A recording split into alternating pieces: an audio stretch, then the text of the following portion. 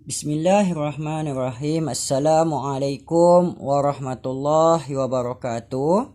And also very good morning to all of you. All my students, we like to continue our lesson on the topic of speciation.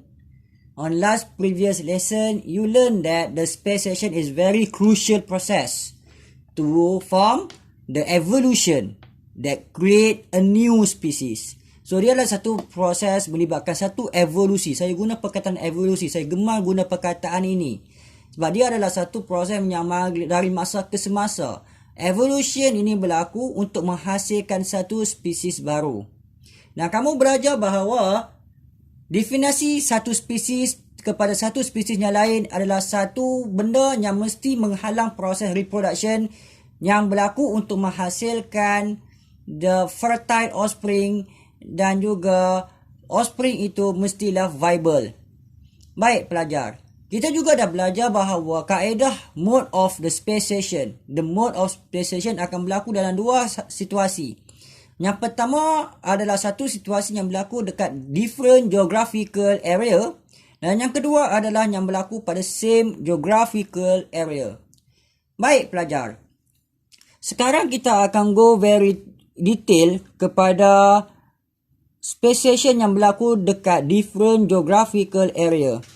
Speciation that occur at a different geographical area dinamakan sebagai allopatric speciation. Kaedah ini melibatkan spatial separation, pengasingan berdasarkan tempat, spatial separation. Macam mana kaedah ini boleh berlaku pelajar?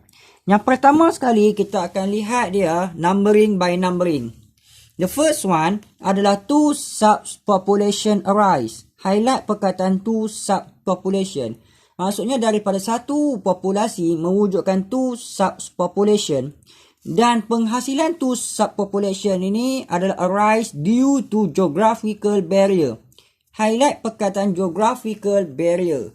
Sebelum ni saya sebut area, sekarang barrier, halangan. Halangan secara geografi.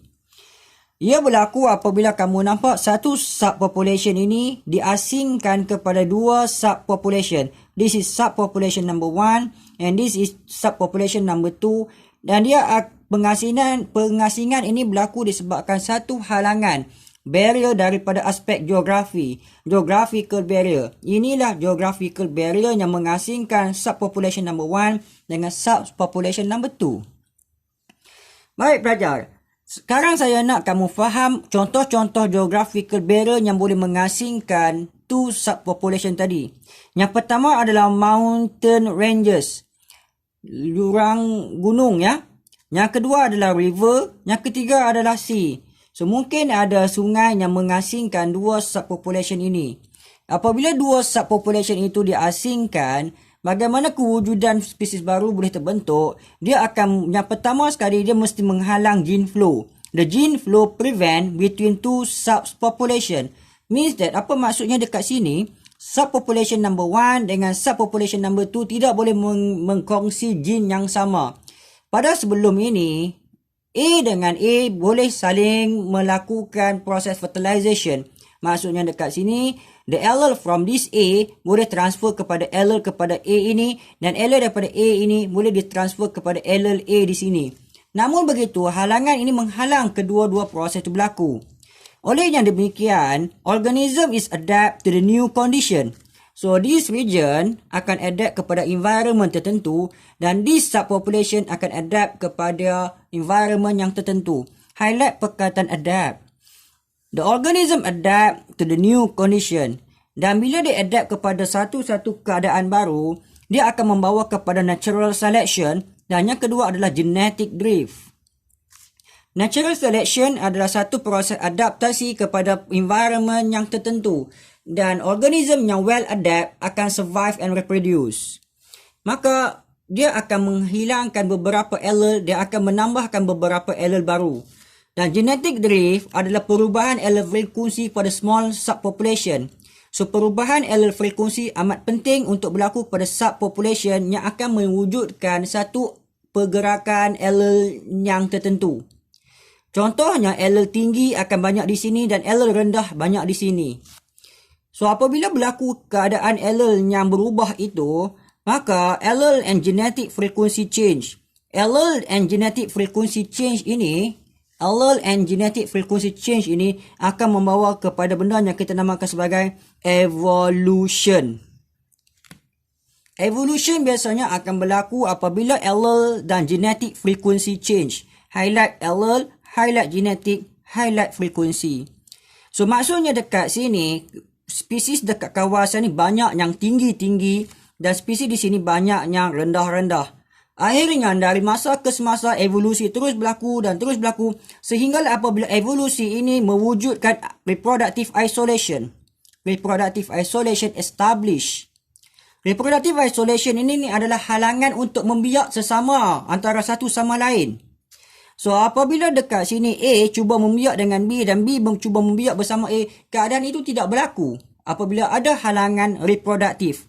Sebelum ni kita bercakap tentang geographical isolation. Sekarang kita bercakap tentang reproductive isolation.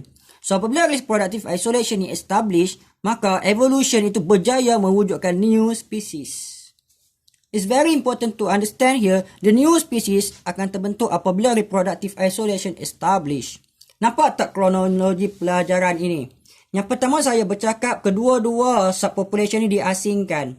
Dia diasingkan oleh perkara-perkara tertentu. Apabila pengasingan itu berlaku, maka gene flow sukar untuk berlaku.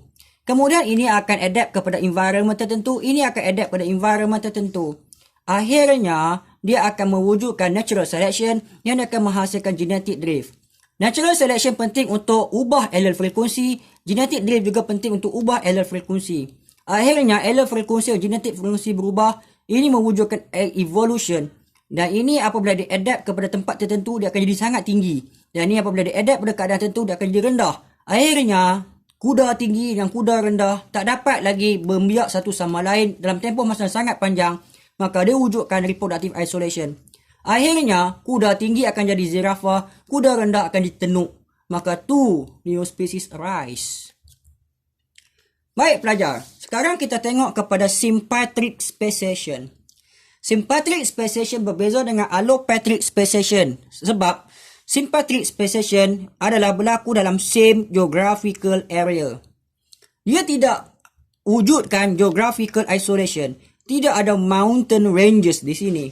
Tidak ada river di sini yang menghalang A dengan A untuk bertemu. Maka dekat sini gene flow dihalang dalam satu kawasan yang sama. So reproductive isolation occur within geographical area. So gene flow akan terhalang dalam satu kawasan yang sama. Mungkin disebabkan behavior isolation. Perubahan dari aspek behavior saja. Dalam satu komuniti ini, mereka ini terasing dengan sikap yang berbeza. So, pengasingan ini dalam lakukan tempoh masa yang panjang, maka dia akan mewujudkan reproductive isolation, maka kewujudan spesies baru berlaku dalam tempat yang sama. So, apa bezanya? Ini adalah two different geographical area. This is same geographical area. So, macam mana pun, kesemua ini akan menghasilkan reproductive isolation. Ini pun menghasilkan reproductive isolation.